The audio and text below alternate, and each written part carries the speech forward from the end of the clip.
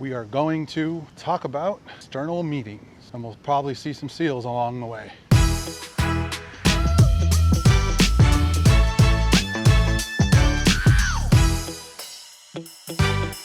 All right, today I'm taking you where the action is.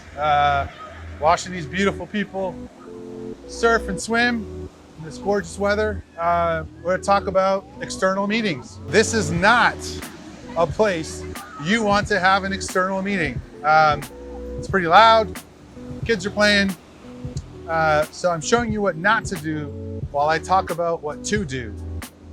So first thing you want to do, and I did another video on internal meetings, you should take a look at that, but the external facing calls have a little bit of a different dynamic in that you need to give feedback to the person you're talking to that you understand them. And you can't just say, I get it, I understand, let me repeat it back to you.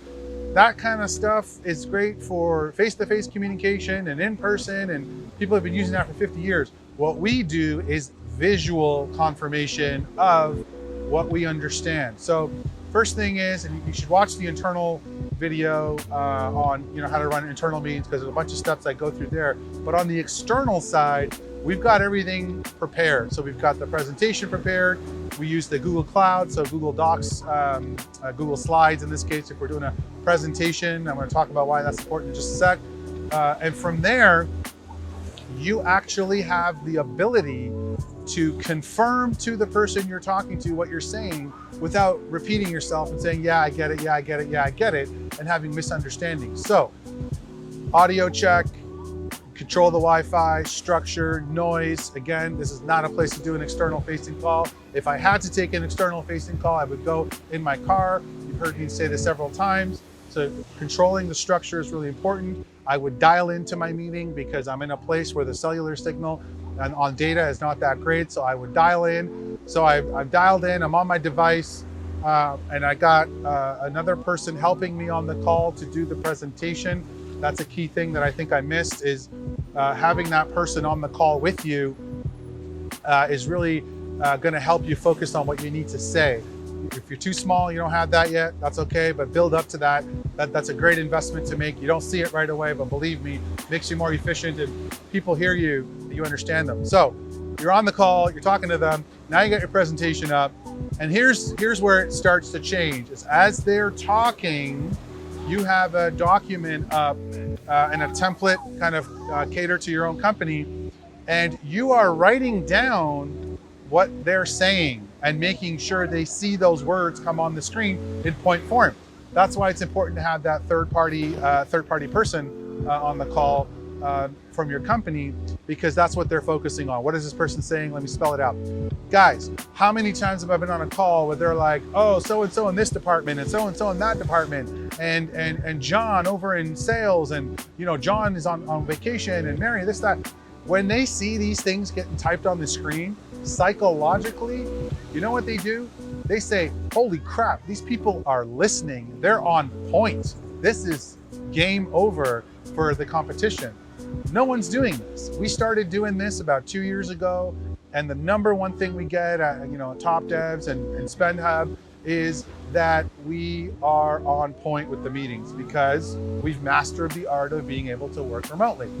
So follow those steps and make sure that you have someone else on the call. If not, you're gonna have to wing it for now, but get to that step first.